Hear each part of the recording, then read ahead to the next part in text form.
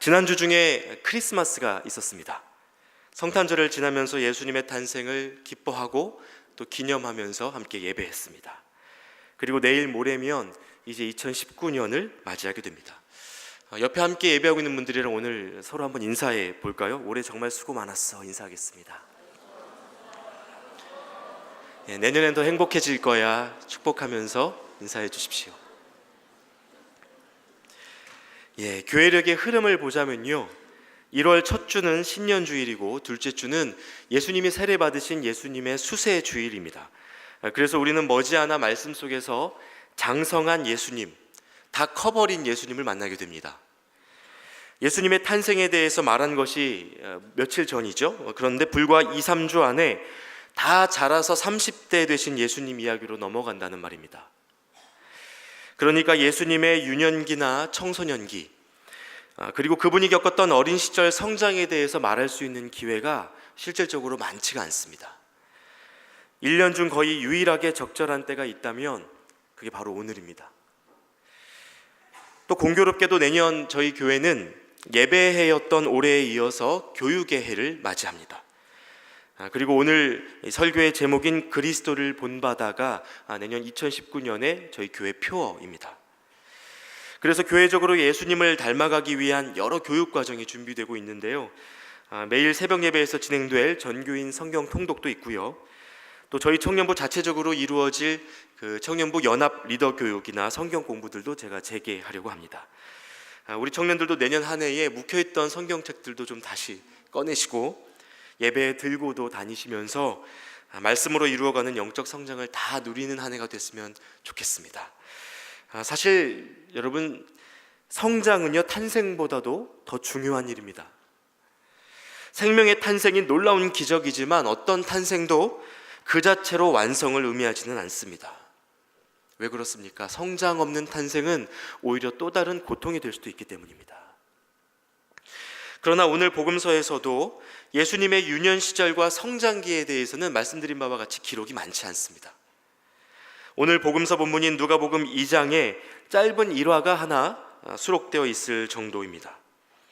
그래서 오늘 성서 일과는요, 이 예수님의 성장 이야기에 견줄 만한 스토리로 사무엘이라는 사사의 유년기 이야기를 선택해서 구약의 본문으로 넣어두었습니다. 말하고자 하는 주제를 유추하기는 별로 어렵지가 않죠. 탄생기로부터 장성기 사이에서 다룰 만한 분명한 주제, 사무엘과 예수님의 유년기를 통해 다룰 만한 성장이 바로 오늘의 주제라고 할 수 있겠습니다. 즉 오늘 하나님의 말씀은 우리에게 자라남에 대해서 이야기하고 있는 것입니다. 먼저 구약 본문에 수록되어 있는 사무엘의 어린 시절에 대해서 잠깐 말씀드리겠습니다. 이 사무엘은요, 엘가나라는 사람의 아내인 한나의 아들입니다.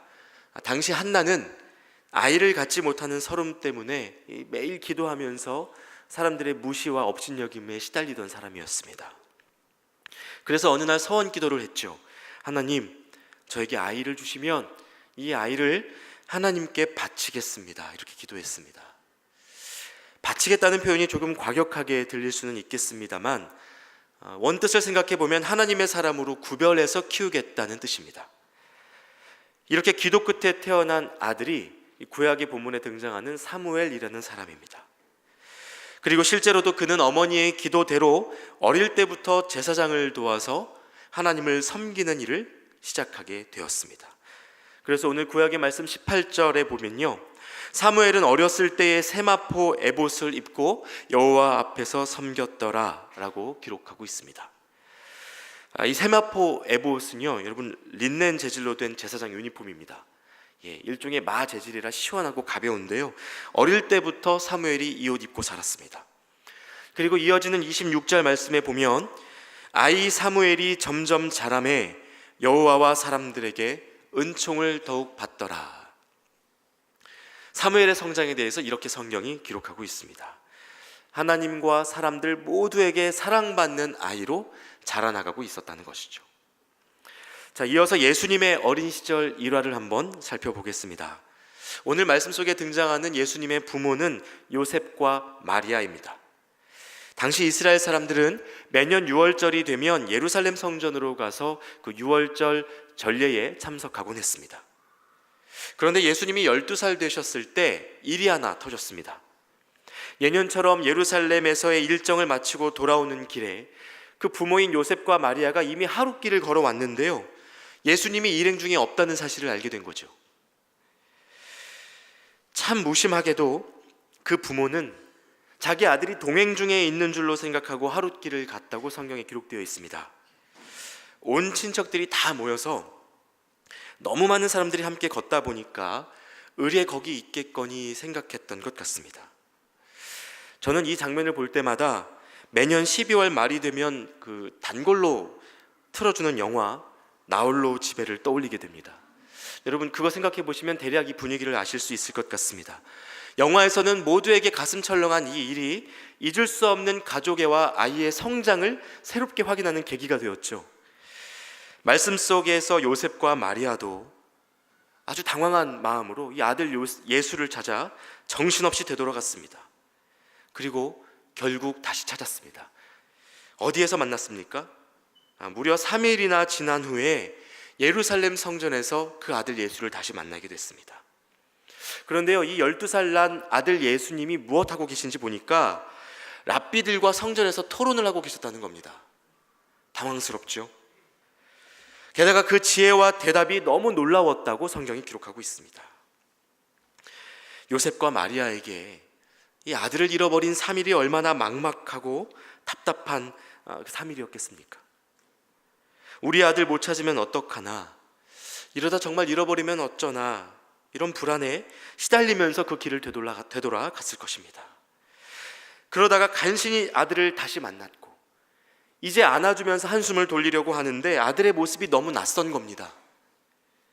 48절 말씀을 한번 보십시오. 엄마 아빠가 얼마나 놀랬는지 아니? 여기서 뭐하고 있었니? 이렇게 묻자 대답하시기를 예수께서 이르시되 어찌하여 나를 찾으셨나이까? 내가 내 아버지 집에 있어야 될 줄을 알지 못하셨나이까? 하시니 예수님이 이렇게 대답하셨습니다. 내 아들이라고 생각하고 키웠는데 그 부모가 아닌 다른 아버지, 하나님을 아버지라고 부르고 있습니다. 아마 예수님은 이 당시 12살 나이에 이미 자신이 누구로부터 왔고 무엇을 위해서 살아야 하는지 깨달으셨던 것 같습니다. 여러분, 실제로 유대인 남자아이들은요 13세에 성인식을 갖게 됩니다. 그래서 12살에는 유년기를 마무리하는 시기로서의 그 상징적 의미를 갖고 살아가곤 했습니다. 그랬던 이 12살 아들, 랍비와 토론을 하고 있는 성전 안의 아들을 본 부모의 마음이 어땠을까요? 아마 이 일을 겪으면서 요셉과 마리아는 자기 아들이라고 생각했던 예수가 어떻게 태어났는지, 그분이 어떻게 잉태되었었는지 가브리엘 천사를 만났던 그날을 떠올리게 됐을 겁니다.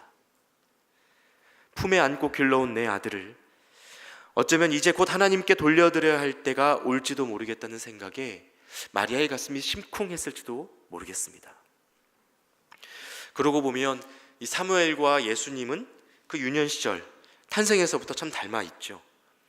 하나님을 잃어버린 사사시대의 끝자락에서 그 캄캄한 시대의 마지막 사사로 태어난 사무엘처럼 예수님은 구약의 마지막 메시지인 말라기 선지자의 예언 이후로 400년간 이어져 온 암흑시대에 태어난 분이셨습니다. 사무엘의 어머니 한나는 아이를 가질 수 없는 여인이었고 예수님의 어머니 마리아는 결혼하지 않은 상태였습니다. 또 12살의 나이에 성전에서 토론에 참여했던 예수님처럼 사무엘도 12살에 선지자로 부름받았다는 고대 문헌의 기록이 있습니다. 그러니까 예수님의 유년기와 사무엘의 유년기, 그리고 그 두 사람의 탄생이 굉장히 닮아있다는 것을 확인할 수 있습니다. 그러므로 이 둘 사이의 뚜렷한 공통점을 정리해 보면요, 첫째는 어두운 시대의 불가능 속에서 태어났다는 점이고요, 둘째는 어려서부터 세상의 코스와는 다른 그 구별된 길로 하나님의 뜻을 구하며 살았다는 점입니다. 그러한 이 두 사람을 가리켜 성경은 자라는 동안 하나님과 사람에게 사랑받았다라고 표현하고 있습니다. 잘 자라나는 삶, 세월에 따라 성장하는 삶이 무엇인지 이 두 사람을 통해서 성경이 보여주고자 하는 것입니다. 자, 이제 이 표본에 비추어서 우리의 삶을 한번 생각해 보겠습니다. 저와 여러분이 살아가는 지금, 우리가 부름받아서 살아가고 있는 이 시대는 어떤 시대입니까?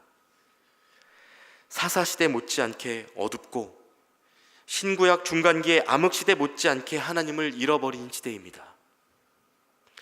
최근 화제성 1위를 기록하고 있는 드라마 중에 스카이캐슬이라는 드라마가 있더라고요. 여러분 보고 계세요? 최상위권 경제력을 누리는 부모들이 부의 대물림을 보장하기 위한 줄타기를 시도하고요, 자기 자녀 명문대 보내겠다고 수십억을 들여서 입시 코디네이터를 고용합니다. 그리고 이런 방식으로 1등 만드는 데에 그 목숨 거는 모습을 그린 드라마인데요, 슬프게도 이것이 지극히 현실적이라는 거죠. 그래서 이 시대의 성장이란 말은요, 마치 남을 짓밟는 능력을 말하는 것 같습니다. 1등하고 친구를 이기고 성과 내는 능력을 성장이라고 부를 만큼 그 개념이 뒤틀려져 있는 것입니다. 시대가 이렇다 보니 예수님 방식대로 살아가려고 하면 손해볼 일이 가득합니다. 유산을 물려받든 아니면 공부를 천재적으로 잘하든 둘 중 하나가 아니면 성공 궤도에 오르기가 정말 어렵습니다. 그래서 진짜 그리스도인으로 살아간다는 것이 참 기적 같은 시대입니다.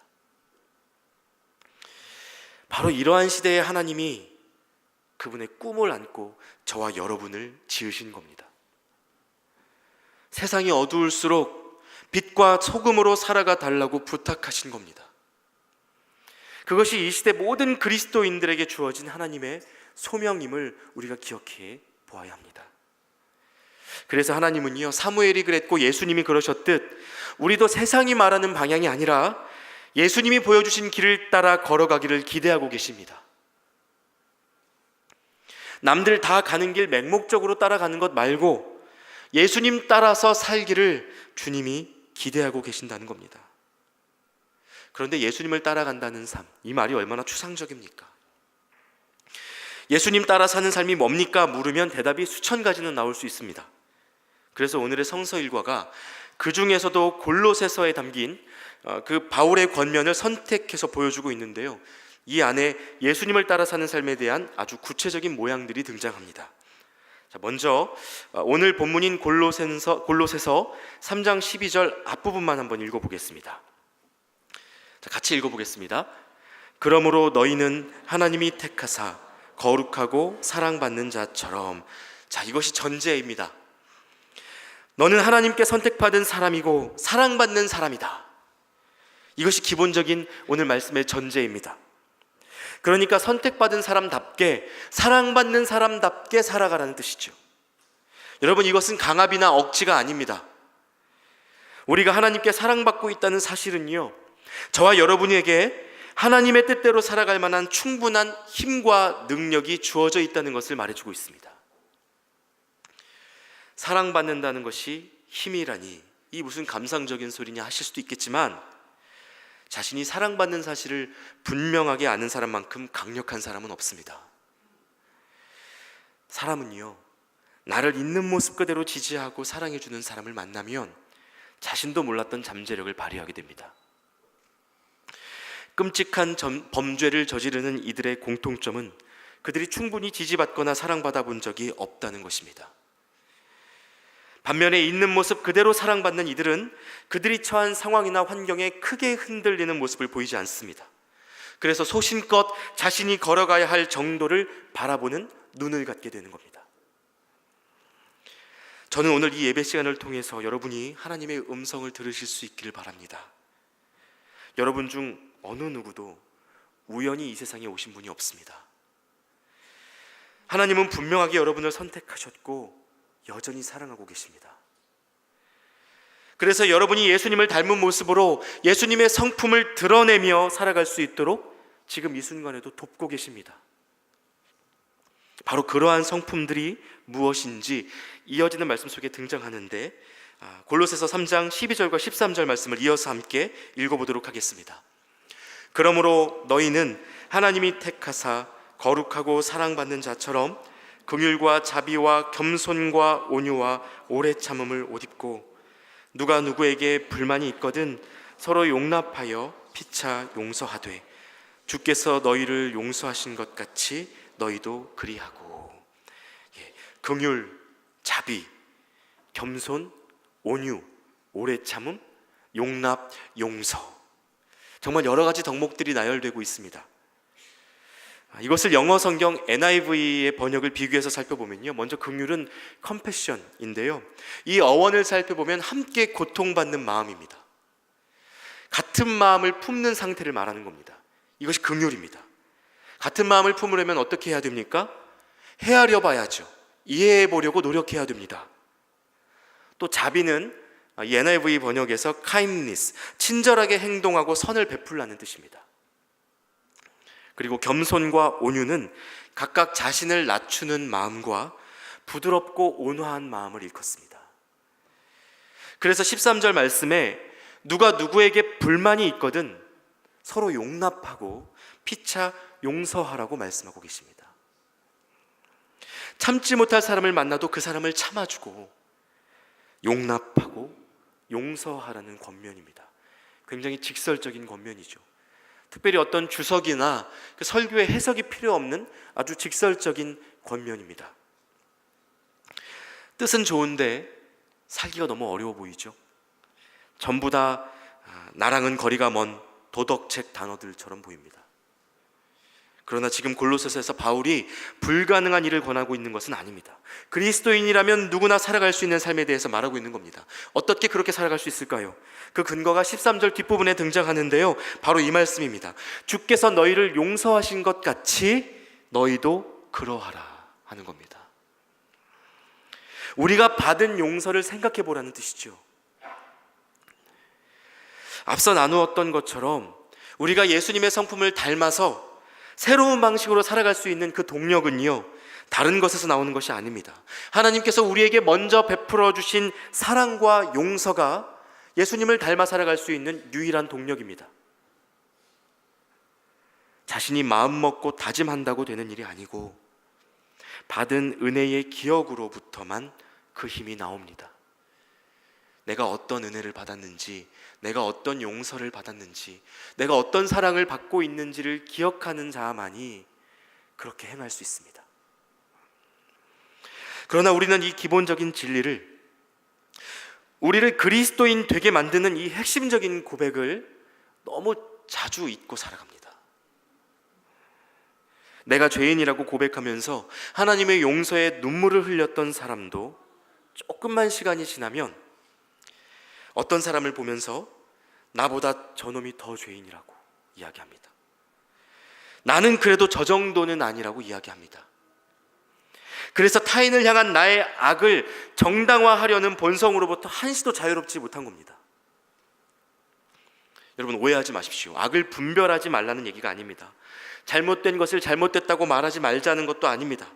진리를 위한 분노는 그리스도인의 사명이자 의무이기도 합니다. 그러나 그 사람은 죽을 죄인이고 나는 그보다 나은 사람이라는 이 무서운 속임, 이 위선을 깨야 한다는 겁니다. 그래서 고려대 심리학과 허태균 교수님이 쓴 어쩌다 한국인이라는 책에 보면요, 한국을 국민 모두가 판사인 나라다, 죽일 놈 하나만 찾으면 되는 아주 고약한 문제 해결 방식을 갖고 있는 나라다라고 자평하고 있습니다. 누워서 침 뱉기여서 참 마음이 아픈 이야기죠. 그러나 그럼에도 불구하고 교회 다니는 사람, 그리스도인들에게 마저 용서와 사랑을 기대하기가 어렵다는 사실을 부인할 수가 없습니다. 여러분은 그리스도인으로서 예수님 믿지 않는 사람보다 더 많이 용서하고 사랑하고 살고 계십니까? 이 질문에 우리가 자랑스럽게 예스라고 대답하기가 어렵다는 거죠. 그래서 의견 충돌로 인해서 분쟁에 휘말리고 소송을 거치다가 사라져가는 교회들이 적지 않다는 것을 여러분, 우리가 이미 다 알고 있지 않습니까? 그래서 여러분, 오늘의 성서일과 본문들은요, 우리에게 묻고 있는 겁니다. 과연 우리는 예수님을 닮아가고 있는가? 어제보다 오늘 우리는 더 성장했는가? 우리는 여전히 잘 자라고 있는가? 오늘의 말씀이 저와 여러분 모두에게 묻고 있습니다. 이 질문이 더 중요한 이유가 있습니다. 뭔지 아세요? 머지않아 여러분에게 아무도 이것을 묻지 않을 때가 올 겁니다. 과거에 제가 다른 예배에서도 설교한 적이 있는데요, 많은 교인분들이 저를 만나서 제 딸이 잘 크고 있는지 물어주십니다. 그런 분들은 많으십니다. 너무 감사한 일이에요. 그런데 목사인 저에게 잘 크고 있냐고 묻는 분은 단 한 번도 만난 적이 없습니다. 목사님, 잘 크고 계십니까? 저한테 묻지를 않으세요. 그럼 어떻게 되는지 아십니까? 내가 잘 크고 있는가 질문하지 아니하고 고민하지 아니하면 어떻게 되는지 아세요? 자기가 다 큰 줄 압니다. 스스로도 자기에게 묻지 않아서 결국 고이고 썩게 됩니다. 이것이 우리의 마음입니다.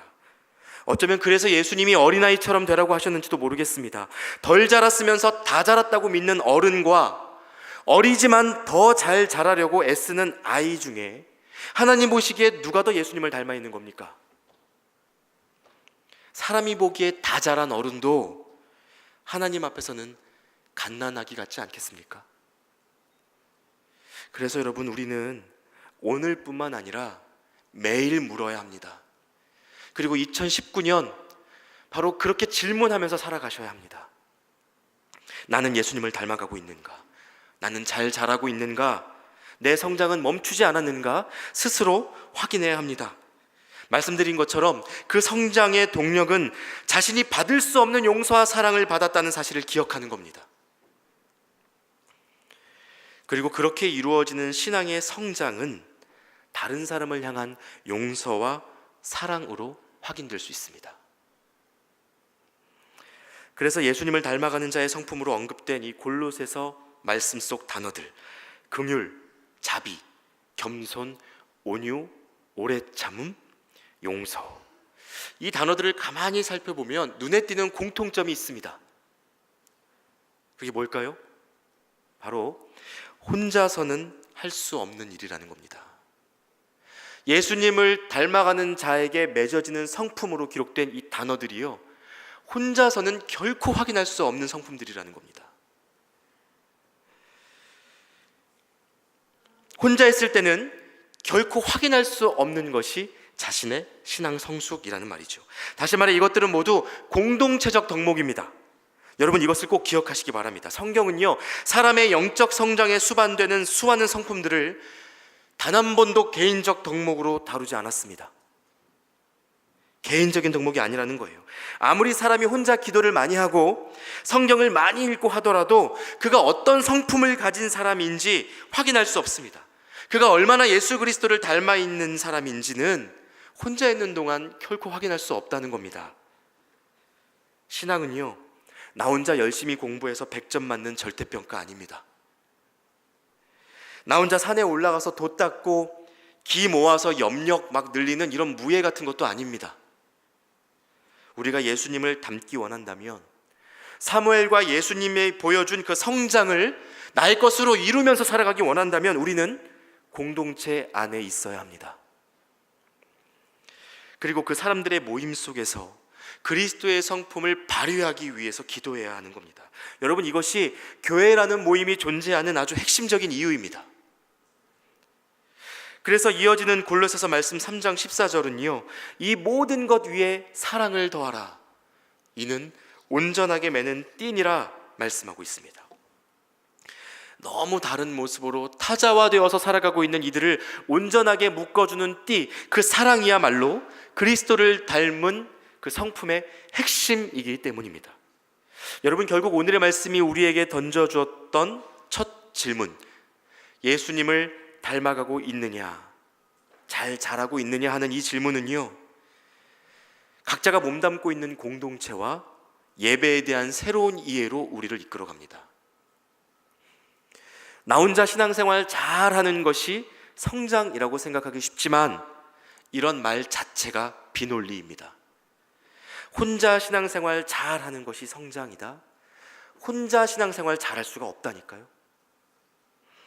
예수님을 닮는 것은요, 공동체 없이는 불가능한 일이라는 말입니다.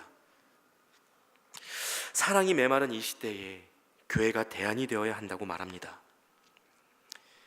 아니, 이제는 그 역할을 해내지 못하는 교회를 보면서 많은 이들이 교회 떠나기를 선택합니다.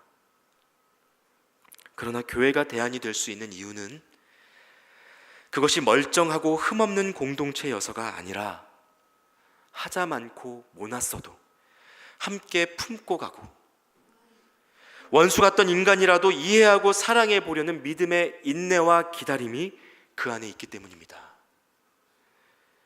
사람의 마음으로는 교회의 타락을 견디지 못하고 다 버려버리고 싶어도 이 교회가 여전히 내 몸이다, 이 교회가 나의 자녀다 말씀하시면서 포기하지 않으시는 예수님이 계시기 때문에 주님 계신 곳이라면 여기에 남은 소망 있구나, 이렇게 믿고 기도하는 예수님 닮은 사람들이 교회를 대한 공동체로 만들어 간다는 것입니다.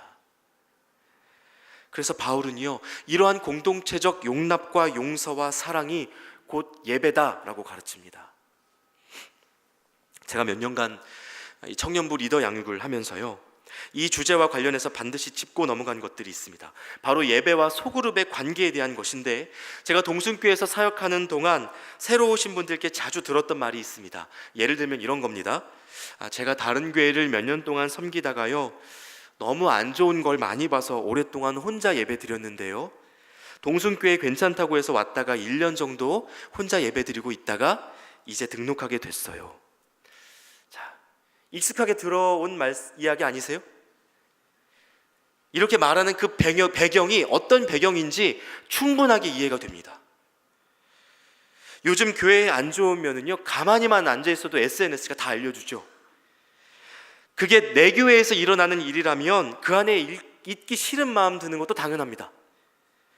그래서 그냥 혼자 예배만 드리면서 소그룹에는 깊이 들어가지 않고 지켜봤다는 말이죠. 그 마음 너무 잘 알 것 같습니다. 저도 정말 공감됩니다. 그런데요, 제가 지금까지 나누어 드렸던 이 말씀을 잘 생각해 보시면 이러한 말에도 한 번쯤 스스로 던져보아야 할 질문들이 걸려 있습니다. 먼저, 다니던 교회에서 안 좋은 면을 봐서 떠났다면 혹시 교회가 멀쩡하고 흠없는 공동체여야 한다고 생각했던 것은 아니십니까? 오히려 그것이 긍휼과 자비와 오래 참음과 용서를 발휘할 수 있는 기회는 아니었을지 한 번쯤 생각해 보셔야 한다는 겁니다. 그 교회로 돌아가라는 말이 아닙니다. 지금 우리의 삶을, 우리의 신앙을 생각해 보자는 거예요. 자, 또 1년 동안 혼자 예배만 드렸다고 말한다면 여기에서 말하는 예배의 공동체적인 덕목은 어디에 있습니까? 각기 다른 인생을 살아가는 이들을 하나로 묶는 그 사랑의 연합은 어디에서 어떻게 실천하셨는지 되돌아보자는 겁니다. 여러분, 이러한 관점에서는 진짜 예배가 혼자 앉아 기도하고 말씀 듣는 이 시간이 아니라 서로 다른 사람이 모여서 하나됨을 시도하는 작은 모임, 즉 소그룹에서 시작되는 겁니다. 말씀에 비추어 자신의 삶을 나누면서 이 힘겨움이 나만의 것이 아니었구나, 하나님이 이 사람을 통해서는 이렇게도 말씀하시는구나 깨닫는 시간, 서로에게 힘을 주고 또 위로를 얻으면서 또 한 걸음을 내딛도록 돕는 시간이 소그룹입니다. 여러분, 이보다 더 중요한 예배가 어디 있겠습니까? 그래서 저는 가끔 청년들이 목사님, 저 오늘 예배만 드리고 가요 하면 이게 1시 반에 온다는 건지 3시에 온다는 건지 혼자서 소심한 질문을 던져보기도 합니다. 여러분, 뭐가 진짜 예배인 겁니까? 동순교회로 인도하심을 받아 지금 이 자리에 앉아 계신 사랑하는 청년 여러분, 여기까지 어떤 이유로 오셨든지 간에 이제는 이곳에서 영적 성장과 예배의 공동체성을 바르게 회복하실 수 있길 바랍니다. 때로는 내 마음에 드는 사람들로 구성된 교회를 꿈꾸고 듣기 좋은 설교만 듣고 싶은 게 우리의 마음이지만 하나님은 우리 곁에 있어야 할 사람을 있게 하시고 그들을 통하여 들어야 할 말씀도 듣게 하시는 분이심을 다시 믿을 수 있게 되시길 바랍니다. 우리는 함께 있을 때 예수님을 닮아갈 수 있습니다. 자, 그럼 이제 다시 사무엘과 예수님의 이야기로 돌아가서 말씀을 마무리하겠습니다. 우리는 지금까지 사무엘과 예수님의 어린 시절이 보여주었던 남다른 면모에 집중하면서 골로새서가 전하는 성품들을 적용해 보려고 했습니다. 그러나 제가 설교를 준비하면서 이 공동체적 용서와 사랑에 대해서 한참을 묵상하고 났더니요, 사무엘과 이 누가복음 본문에서 오히려 다른 인물들이 뚜렷해지는 것을 경험하게 됐습니다. 그건 바로 어쩌면 이 본문 속에 숨겨진 주인공이라고도 할 수 있는 사무엘과 예수님의 부모들입니다. 생각해 보십시오.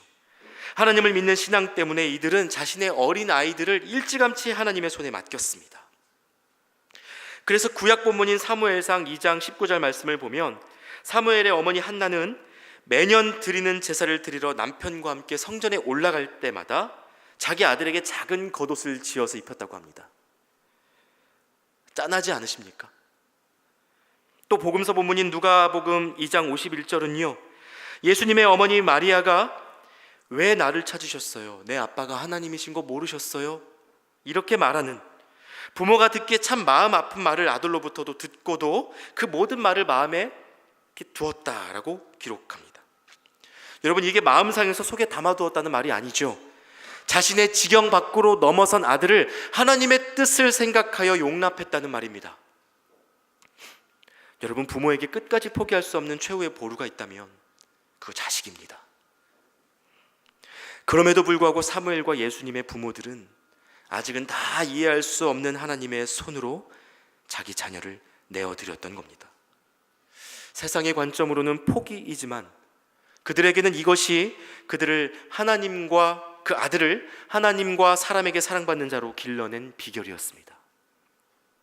하나뿐인 아들을 내려놓았던 아브라함처럼, 십자가 위에서 침묵의 대속을 선택하셨던 그리스도처럼, 역사는 늘 다른 사람의 생각을 깨뜨리기 이전에 자신의 생각을 먼저 깨뜨리고자 하는 이들을 통해서 쓰여져 왔습니다. 그리고 이제 우리도 새로운 시간, 새로운 한 해 앞에 서 있습니다. 주님의 탄생을 기뻐하며 노래하던 크리스마스는 정말 순식간에 흘러가 버렸습니다. 내일 모레면 해가 넘어가고 나이도 들고 1년 더 어른이 될 우리입니다. 우리는 며칠 후 정말 더 성장할 수 있겠습니까? 예수님을 점점 더 닮아갈 수 있겠습니까? 여러분, 시간이 흐른다고 성장하는 건 아닙니다. 나이 들면 성숙해집니까? 1공동체 청년들이 3공동체 청년들보다 성숙하고 선배들은 후배들보다 예수님 닮아 있습니까? 그것도 아니죠. 심지어 수많은 예배에 참여하거나 성경 말씀을 달달 외운다고 성장하는 것도 아닌 것 같습니다. 장로가 되고 목사가 되어도 예수님을 닮는다는 보장이 없습니다. 그래서 결국 중요한 것은 은혜를 기억하는 겸손한 태도입니다. 우리가 어떻게 용서받은 사람들인지, 우리가 어떻게 사랑받은 사람들인지 여러분 잊지 않으셨으면 좋겠습니다. 그리고 다가오는 2019년에는 이건 아니다라고 말하고 싶을 때, 마음의 불평과 불만이 일어날 때 이제는 잠시 멈추어 예수님을 기억해 보셨으면 좋겠어요. 그렇게 마음에 하나님의 뜻을 두고 깊이 생각하는 시간들을 통해서 불만이 용납으로 바뀌고, 용납이 용서가 되고, 용서가 사랑으로 바뀌어지는 그 은혜 경험해 보실 수 있으면 좋겠습니다. 이것이 믿음으로 새로워진 사람이 경험하는 영적 성장입니다. 하나님의 도우심이 여러분과 함께 할 겁니다. 2019년 교육의 해를 맞이해서 어느 누구보다도 예수님을 닮은 사람으로 살아가는, 그렇게 성장하는 동숭의 모든 청년 여러분들 되시기를 기도합니다. 함께 기도하겠습니다. 하나님 감사합니다.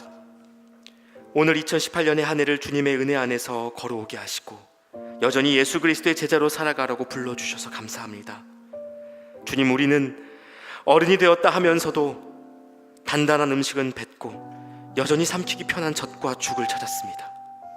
성장통 없는 성장을 헛되이 꿈꾸며 입맛에 맞는 길로 살아왔고 그렇게 어른 아이가 되어버렸습니다.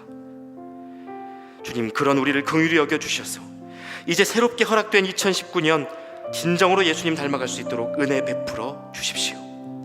세상과 다른 방법이라 할지라도 용서하고 사랑하며 한 몸 공동체 이루어가는 온전한 예배가 우리 동숭의 청년부 안에 회복될 수 있도록 주님 도와주십시오.